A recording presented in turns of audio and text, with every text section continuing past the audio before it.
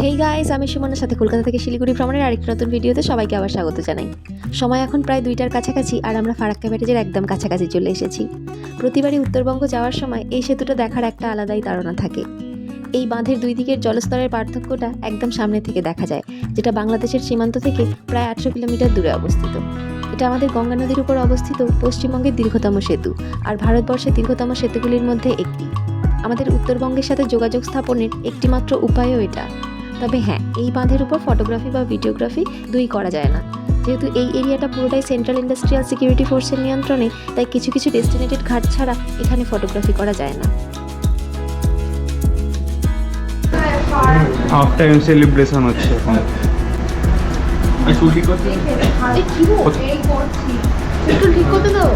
ও মেয়ে এসছে না আমাদের টিমে একটা। তুমি থাকতে আমাদের চিন্তা করতে হবে। এই ভাই তুই সানগ্লাস করে নে।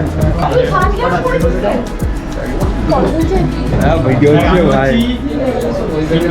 ও হ্যাঁ বৌদি যদি একটা ভিউয়ার্স পেয়েছে আর কেউ এর ভালো থেকে ভিউয়ার্স নিয়ে এটা করে বাদ দেয়।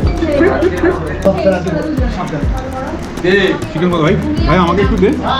একটু দেবে তো এখানে। রুটির বদলে ফোন দিয়ে গেছো। না তুমি তখন আমার থেকে একটা নিয়ে চালু করো।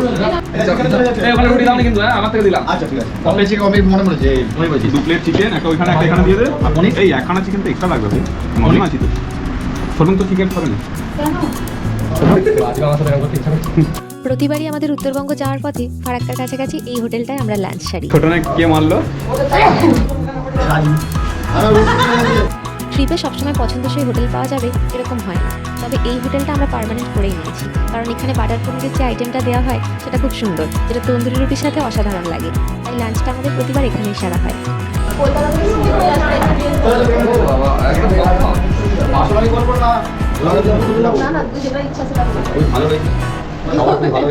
আর পার্সোনালি বলতে গেলে এই জায়গাটা কিছু নেই। ভালো খেলাম কুসুম গাড়ি চালালাম আর ধুলো ধুলো কেমন খেলা বলো ভুল করে খেয়ে নিলাম। এই দিয়ে দেখা